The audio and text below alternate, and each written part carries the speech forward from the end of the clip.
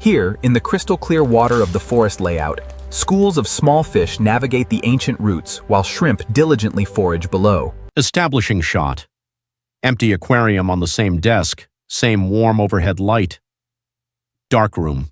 Hands, gloved, enter with a bag of aqua soil.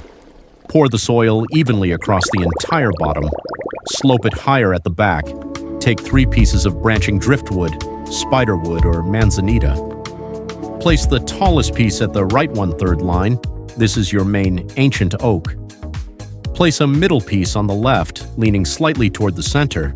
Place the smallest piece behind them to create depth. Angle all branches to point inward like a forest canopy. Push the wood deep into the soil so it stands firm.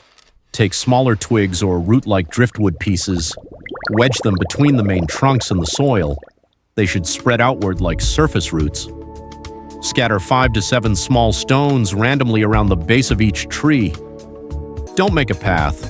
This is a wild forest floor. Use curved tweezers, plant Monte Carlo or dwarf baby tears in small clumps across the entire soil area. Don't leave bare patches. Then take small portions of Java moss or Christmas moss. Press it into the crotches of the driftwood branches. This mimics moss growing on ancient trees. Plant Cryptocoryne wenti, green or brown, around the bases of the trees. They act as understory bushes. In the far back corners, plant Rotala rotundifolia or any fine-leaf stem plant. Trim them short for now. They will grow tall like distant trees. Place a plastic bag over the entire hardscape. Use a hose to fill water slowly from the back corner. The bag prevents disturbing the soil and carpet plants. As water rises, the driftwood will float. Hold it down with a rock if needed.